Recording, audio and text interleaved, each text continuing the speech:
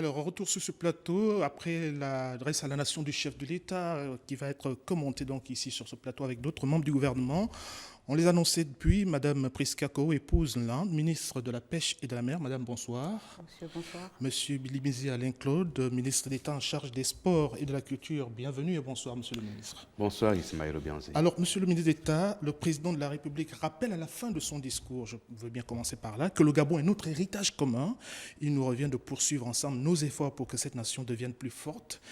Qu'est-ce que ceci sous-entend? Notre vivre ensemble serait-il menacé? Par qui et pourquoi? Je vous remercie. Je pense qu'il nous faut d'abord resituer ce discours dans son contexte. C'est un discours qu'il prononçait à l'occasion de la célébration des 10 ans du décès d'Omar Bongo Ondimba. Et à cette occasion, lorsqu'on célèbre le décès, que ce soit dans nos coutumes, nos traditions, lorsqu'il s'agit d'un retrait de deuil, c'est le moment de réflexion. Le moment de tirer des leçons sur ce qu'a représenté celui qui est parti.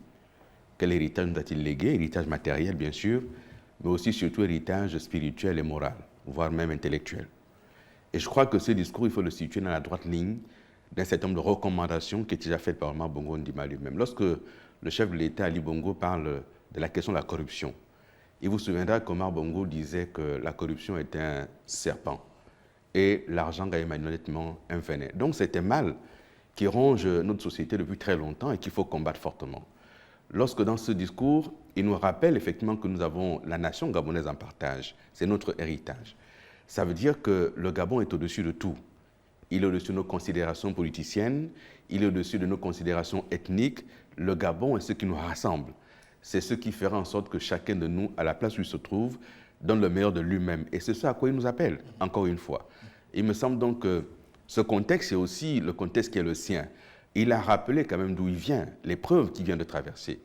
Et c'est une épreuve qui enseigne. Chacun de nous, lorsqu'on a été frappé soi-même ou même la famille d'une maladie difficile, c'est l'occasion de s'interroger sur son propre parcours, sur ses engagements et sur ce qu'il y a lieu de faire. Et je crois que c'est à cela qu'il nous invite tous. Merci, monsieur le ministre d'État, pour ce premier niveau d'intervention. Je rappelle que sur ce plateau, j'ai mon collègue Armstrong Agaya du desk politique de Gabon 24. Madame la ministre, qu'est-ce que le message du chef d'État vous renvoie en écho lorsqu'il rappelle que Omar Bongo Ondimba, dont nous célébrons aujourd'hui le 10e anniversaire de son décès, nous a légué un précieux héritage et des fondements qu'il nous revient de consolider pour aller plus loin? Eh bien, merci, monsieur Obian. De mon point de vue, ce que le président vient de rappeler à nouveau, c'est surtout la responsabilité que nous incombe cette valeur qui a été léguée par le chef de l'État défunt Omar Bongo Ondimba. Et cette responsabilité consiste à nous amener à prendre conscience de ce que nous avons, nous, à faire pour consolider ce qui a déjà été proposé aux populations par les pères fondateurs de cette nation. Alors c'est un héritage difficile à porter ou facile à porter? Comment on le vit au quotidien, se vivre ensemble? Eh bien, facile à porter, je ne me permettrai pas de m'avancer là-dessus parce que nous venons d'horizons diverses. De cultures diverses, de cultures diverses. Et si nous devons parler d'un héritage à porter, est-ce qu'il est facile? Je ne crois pas, je le confirme. Mais toutefois, nous avons la responsabilité et le devoir de tout faire pour que cet héritage-là, que nous reconnaissons tous, fondateur de cette nation, participant au développement de notre pays, le Gabon, nous avons le devoir donc de permettre que cet héritage soit perpétré par les générations au fil du temps. Un héritage qui doit être perpétué, Armstrong Agaya, une question. Monsieur le ministre d'État en charge des sports, dans le discours du président Ali Bongo Ondimba, je cite, il dit « Les exemples sont multiples partout, c'est la même gabégie, la même négligence, le manque de civisme et de promotion du vivre ensemble. Allons, peut-être pour prendre un exemple, parlons de votre département. En arrivant au département des sports, vous avez dû constater que certains mots étaient décriés. On parlait, par exemple, de primes impayées et autres. Aujourd'hui, lorsque vous faites cette grande ligne de ce discours d'Ali Bongo Ondimba, comment voyez-vous justement la suite du département qui est le vôtre? Autrement dit, qu'est-ce qui a pu être fait jusqu'à aujourd'hui? Qu'est-ce qui reste à faire? Je ne sais pas si l'occasion de ce discours important du chef de l'État doit donner lieu pour chacun de nous de faire son bilan à la tête du département ministériel. Mais puisque vous me posez la question, je vais y répondre. Il me semble que les moments que nous traversons sont des moments où à la fois nous appelons aux réformes, mais nous ne sommes pas prêts à en assumer la dureté. Parce que les réformes, il faut les porter. Et nous sommes prêts à porter les réformes. Et cela, il faudra que, non pas que vous nous accompagniez, mais que vous fassiez seulement votre travail. Au niveau du ministère des Sports, les situations sont complexes et difficiles. Le sport est un environnement qu'il faut structurer, restructurer, bâtir. Il y a toute une économie à bâtir autour du sport. Lorsqu'on voit les efforts qui ont été consentis par le chef de l'État sur la question des infrastructures sportives, par exemple, et lorsqu'on voit leur état aujourd'hui, lorsqu'on regarde ce qui se fait au niveau des fédérations sportives qui ont du mal à fonctionner par absence de subventions, c'est très difficile. Mais dans tous les cas, ce qu'il faut retenir, c'est la question de la reddition des comptes. Lorsque quelqu'un a une mission de service public et qu'il a les capacités et les moyens de l'accomplir, il doit l'accomplir. S'il n'y parvient pas, il faut mettre un terme à sa mission. Les choses sont très simples. Et moi, je le dis très franchement sur ce plateau, si demain le chef du gouvernement, le chef de l'État, faisant le constat, tire le bilan de ce que j'aurais échoué, ils me mettent de côté, un autre Gabonais viendra. Parce que ce qui compte, c'est le Gabon. Nos petites personnes comptent très peu dans cette histoire. Justement, on a entendu le chef de l'État dans son discours inviter les uns et les autres, y compris nous, d'aller plus loin, plus loin. Ça veut dire quoi pour vous, Madame la Ministre? Écoutez, avant de parler d'aller plus loin, le chef de l'État a quand même fait un rappel de la situation éprouvante par laquelle il est passé. Ce que je retiens de cette situation, c'est que malgré l'épreuve endurée, la détermination reste dans l'homme, la volonté de faire encore mieux qu'avant, la volonté d'amener, d'atteindre les objectifs qui se sont fixés, qui s'est fixé lui-même par rapport au Gabon, par rapport au mandat qui lui a été donné par le peuple gabonais. Aller plus loin, c'est nous amener tous à prendre conscience des responsabilités qui nous ont été données, qui nous ont été confiées, et nous permettre demain de pouvoir léguer à notre tour un héritage tel qu'il nous a été légué par nos prédécesseurs. Armstrong Gaïa. Oui, justement, puisque vous parlez en même temps d'héritage, vous me permettrez de repartir à quelques lignes de ce discours, diversifier les modèles économiques pour favoriser la création d'emplois. Me rapprochant de votre département ministériel, aujourd'hui, est-ce que ce discours vous poussera véritablement à apporter quelque chose de nouveau? Il est évident que ce discours impulse quelque chose de nouveau, c'est clair.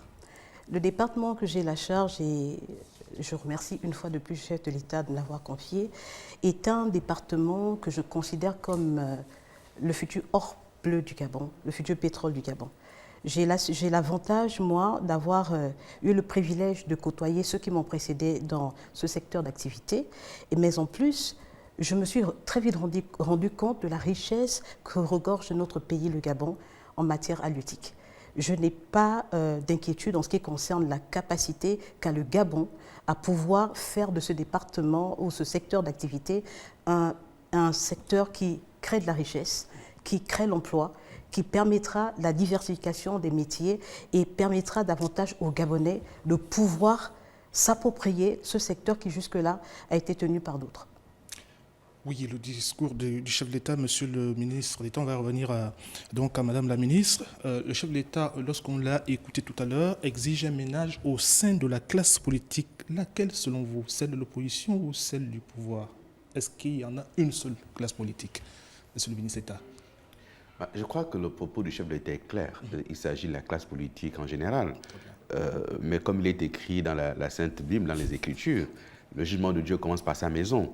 Donc avant d'aller faire le ménage dans la classe politique en face, il commence par sa propre classe politique. Lorsqu'il demande au chef du gouvernement de resserrer l'équipe gouvernementale, il est bien évident que c'est à la fois pour essayer de se conformer aux exigences qui amènent aujourd'hui l'État à baisser, à réduire ses charges, mais aussi pour envoyer un message qui est très clair. Si je peux frapper dans ma propre maison, attention, vous en face, il faut quand même qu'à un moment donné, on arrive tous à travailler. Mais si vous permettez, je voulais quand même souligner deux petits éléments. Le premier, et ma collègue l'a relevé, c'est la détermination qui habite le chef de l'État. Il est dans une constance, il est sur une constance. Malgré l'épreuve par laquelle il est passé, il garde le cap de la transformation du Gabon et des réformes en profondeur. C'est indispensable. Et ces réformes, elles seront parfois douloureuses et il faut qu'on accepte de passer par là. Parce que continuer sur le modèle ancien n'est pas possible. Il n'est pas possible.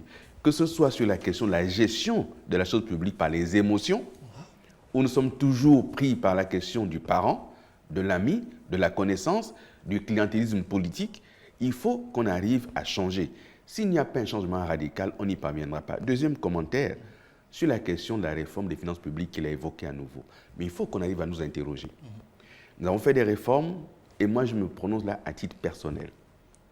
Il faut qu'on interroge à un moment donné la pertinence de la persistance dans notre système de la budgétisation par objectif de programme.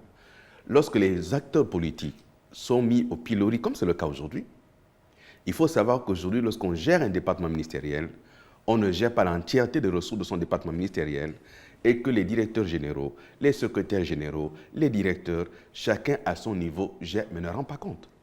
Et il faut donc à ce niveau, les ministres reprennent la main et qu'ils exigent de leurs directeurs généraux, de leurs secrétaires généraux des comptes rendus. Mais ça veut dire aussi qu'ils ont la main sur la capacité à pouvoir les promouvoir ou les sanctionner. C'est un membre du gouvernement qui se parle à lui-même. C'est grave que le chef de l'État revienne quand même sur les gangrènes que sont la gabégie, la corruption dans l'administration et l'incivisme dans la société. Jusqu'où son dépit vous parle-t-il, Madame le ministre? Je pense que le chef de l'État donne une fois de plus le là de ce qu'il attend, non seulement de son gouvernement, mais de tous ceux qui sont détenteurs d'une portion de pouvoir dans ce pays, d'une parcelle de pouvoir de ce pays. Et son dépit va du fait que si on n'est pas capable d'être entouré de personnes à la fois compétentes et parfois compétentes, mais dont la probité morale est douteuse, il est évident que ce ne serait pas avec cette catégorie de personnes que l'on peut pouvoir bâtir cette nation dont les pères fondateurs ont déjà amorcé le développement. Pardonnez-moi, excusez-moi, vous ne m'avez pas donné la parole, mais Monsieur Ismaël Obianze, lorsque vous me dites c'est un membre du gouvernement qui parle à lui-même, je vous pose deux questions simples. Lorsque le chef de l'État dénonce l'incivisme, s'adresse-t-il seulement aux membres du gouvernement? Lorsqu'on prend l'exemple des hôpitaux qu'il a construits de dernière génération et qu'on voit l'état dans lequel sont les hôpitaux, est-ce les membres du gouvernement qui gèrent au quotidien les hôpitaux? Donc il faut quand même qu'on s'interroge et qu'on interroge la capacité de la société gabonaise à prendre en main le développement du pays. Chacun a la place qui est la sienne. L'exemple que je prendrai pour terminer, c'est les termites. Lorsque une seule termite ne peut pas ramollir un arbre ou un bois, mais c'est un ensemble. Et c'est chacune à son niveau. Donc, chacun doit comprendre ce qu'il doit faire au quotidien pour notre pays. Très bien. Alors, moi, Cette précision je poursuis donc. En ce qui concerne donc le dépit dont vous parliez du dépit, jusqu'où il va, il touche effectivement donc le gouvernement, c'est vrai, mais Monsieur le ministre d'État vient de le rappeler, il touche toutes les personnes qui ont un minimum de responsabilité confiées par justement ce chef de l'État et qui attend de ces personnes que l'on rende compte de la qualité du travail qui est attendu par eux, la qualité de la délivrance du travail qui est attendue par eux. Il a pris l'exemple des hôpitaux. Évidemment, le gestionnaire d'un hôpital qui ne fait pas correctement son travail, qui ne maintient pas correctement les instruments qui ont été, les appareils qui ont été déposés pour permettre aux populations de bénéficier de ces appareils-là, je ne sais pas si c'est un membre du gouvernement à qui l'on doit rendre les demander des responsabilités comptes. doivent être établies à tous les niveaux Absolument. et tout le monde doit travailler donc, Absolument. à bâtir cet édifice de la nation gabonaise. Alors, Armstrong Gaïa. Oui, Monsieur le ministre d'État, je me retourne directement vers vous.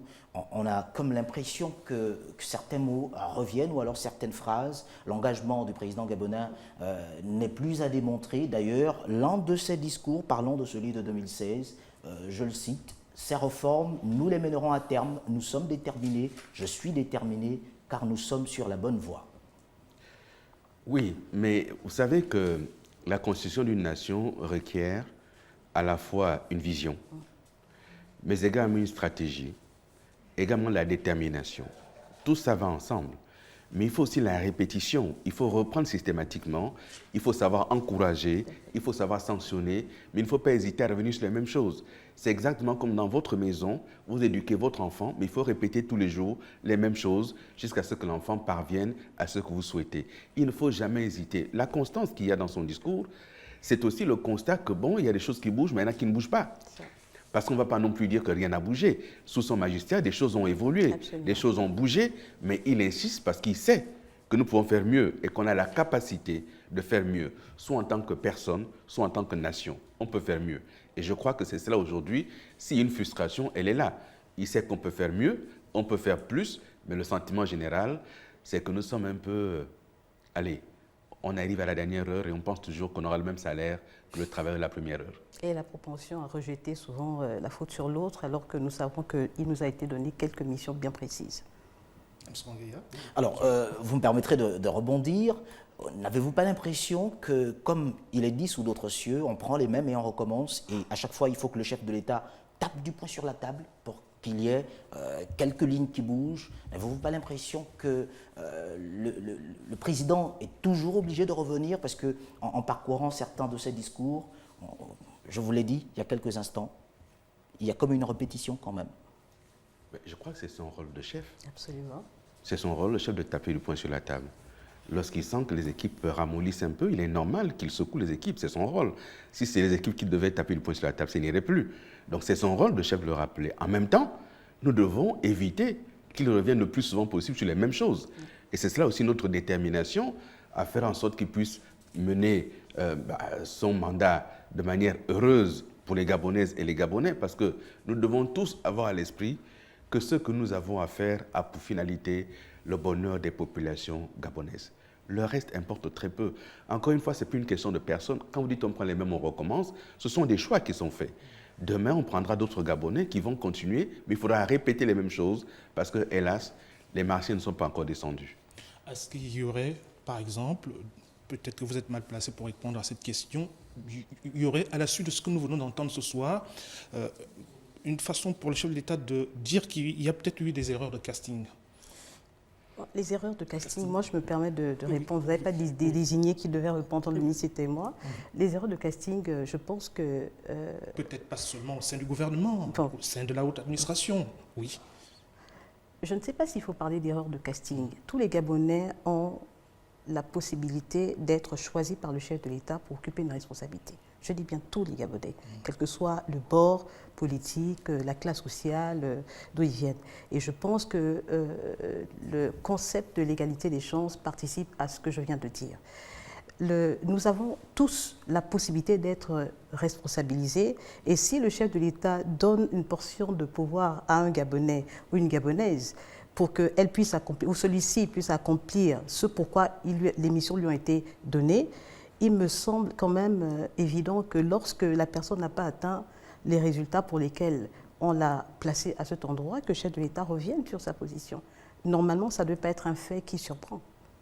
On parle d'un remaniement. Avez-vous le sentiment d'un devoir accompli? Pensez-vous que après ces quelques mois passés dans ce département ministériel, et d'ailleurs je vous pose également la question à vous, Monsieur le ministre d'État, vous reviendrez certainement? Ah non, mais bien malin qui pourrait le dire. Moi, ce soir, par le discours du chef de l'État, nous sommes tous aujourd'hui... nous sommes même en train d'assurer les affaires courantes. Le Premier ministre a été chargé de constituer un nouveau gouvernement. Donc, il n'y a plus ce soir quelqu'un qui peut vous dire que demain je reviens. Il n'y a que le Premier ministre qui sait qu'il est reconduit. Mais nous sommes tous aujourd'hui dans l'attente de ce qui sera fait. Est-ce qu'il y a un sentiment de devoir accompli? Les questions gouvernementales sont plus complexes que cela. Moi, je ne me prononcerai pas, mais sur les questions de casting, nous ne tournons pas un film, nous constituons une nation. Il faut vraiment qu'à un moment donné, un certain nombre d'expressions disparaissent un peu parce que ça ne peut pas être que des castings. Oui, très rapidement, on va revenir sur ce que vous pouvez donner comme message aujourd'hui à l'opinion publique qui vous regarde, après avoir parcouru les grandes lignes de l'adresse à la nation du chef de l'État. On va terminer par là. Quel est le message clé que vous retenez, Monsieur le ministre d'État? Si vous voulez, moi, je n'ai pas de message à adresser à l'opinion publique. Chacun a écouté le message. Chacun doit en tirer les leçons. Moi, ce que je tire à titre personnel comme leçon, c'est que le chef n'est pas satisfait et qu'il sait qu'on peut faire davantage. Donc, si demain, aux responsabilités qu'on pourrait me confier ou pas, mais là où je serai, je ferai en sorte que ce qu'il a indiqué aujourd'hui, je puisse faire, qu'il ne soit plus à l'avenir amené à revenir sur ce qu'il a déjà dit. Donc, à titre personnel, je tire le message qu'il faut qu'on aille plus loin dans les réformes. Madame?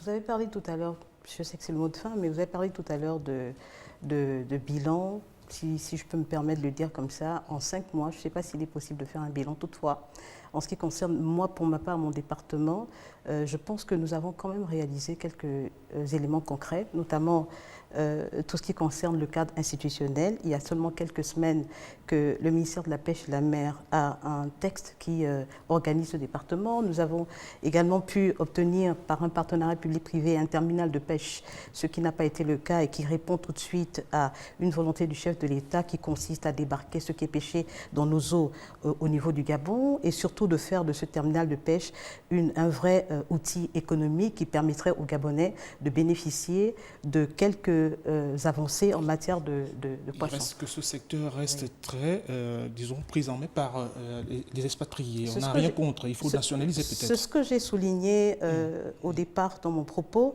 Nous avons amorcé une réflexion qui consisterait à amener les Gabonais davantage à se réapproprier ce secteur. Et se le réapproprier, c'est une sensibilisation tous azimuts de tout le potentiel que regorge ce pays. Je crois l'avoir indiqué au départ, mais également la possibilité de se dire que le Gabon reste, il y a quelque temps, c'est sur vos antennes d'ailleurs, que j'ai entendu que désormais, il y aurait une possibilité de faire une coopération sud-sud avec le Tchad. Donc, les ressources halieutiques qui seront envoyées du côté du Tchad et le Gabon recevrait du Tchad tout ce qui concerne le bétail, etc. Donc, je pense que c'est un secteur qui participe amplement à la diversification de l'économie voulue par le chef de l'État. Sur la fin donc, du discours du chef de l'État, je pense que c'est une fois de plus l'occasion pour nous d'être sensibilisés sur ce que veut le chef. Ce que veut Monsieur le Président de la République, Ali Bongo Ondimba, ce que attend en réalité une autorité qui, chaque jour, son battement de cœur consiste à voir ce pays se développer, voir les populations bénéficier du potentiel total qu'offre le Gabon. C'est l'occasion pour nous de nous interpeller que les responsabilités qui nous sont données sont pour la plupart des mandats délégués pour nous permettre de travailler quand lui, il ne peut pas être au lieu où nous sommes. Voilà. Madame Keo Priska Épouse-Laine, ministre de la Pêche et de la Mer, merci d'avoir accepté notre invitation. C'est moi qui vous remercie. Monsieur Billy Binzé Alain-Claude, ministre d'État en charge des Sports et de la Culture. Et de l'artisanat. Et de l'artisanat. Souvent on l'oublie. Merci d'avoir accepté notre invitation, mea culpa. C'est moi qui vous remercie. Ainsi se referme cette autre page de notre édition spéciale. On se retrouve dans quelques minutes.